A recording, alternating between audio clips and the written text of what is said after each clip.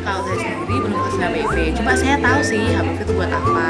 Jadi HPV itu kan adalah human papilloma virus, di mana virus itu bisa menyebabkan kanker serviks. Nama saya Nur Hayati. Oke, kanker serviks. Kalau vaksin untuk kanker serviks memang saya baru kali ini mendengar. Seumpama memang itu diperlukan, saya nanti asal nggak mahal ya, asal ada subsidi aja dari pemerintah. Oh ya, aku pernah dengar tapi aku nggak tahu apa. Sebelumnya saya belum tahu. Jadi Mbak belum pernah melakukan ya? Kalau untuk melakukannya saya juga belum. Aku sudah suntik HPV dan itu karena ibuku yang menyuruh untuk suntik HPV. Ibuku juga sudah suntik HPV. Jadi kegunaan suntik HPV itu untuk mencegah terjadinya kanker serviks, karena kanker serviks itu disebabkan oleh human papilloma virus. Jadi, apa hubungan kanker serviks dengan vaksin HPV?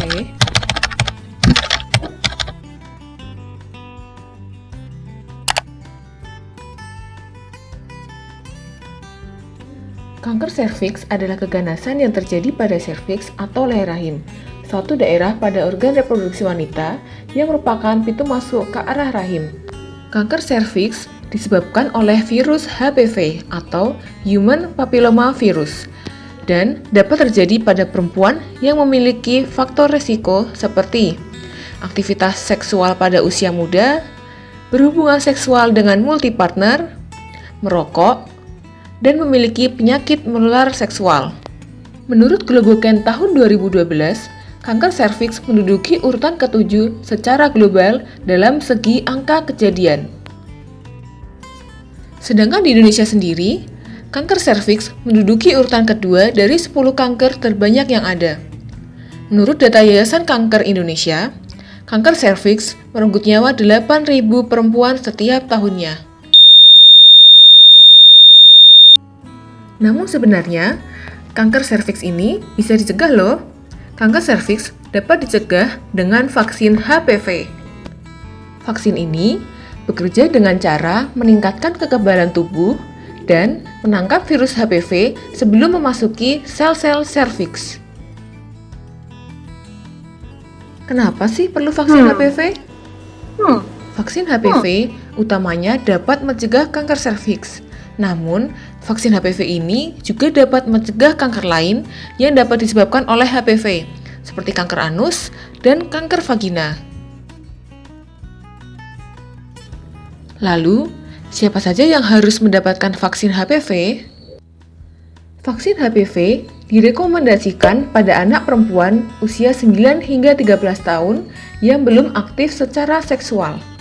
Vaksin HPV pada usia ini diberikan sebanyak 2 kali. Namun, bagi yang belum mendapatkan vaksin pada usia tersebut dan sudah aktif secara seksual, vaksin HPV masih efektif hingga usia 26 tahun dengan 3 kali pemberian. Apakah vaksin HPV aman? Ya, vaksin HPV aman.